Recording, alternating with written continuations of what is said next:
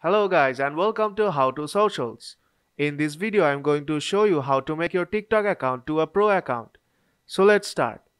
First open the TikTok app.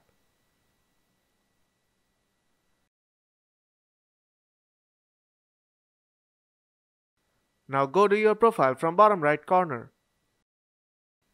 Now tap on three dots on top right corner. Now tap on manage account. And here you will see switch to pro account. Tap on that. Now you have to select from two categories. If you are a content creator or a public figure, then tap on creator. And if you are a business, then tap on business. I'll just select creator.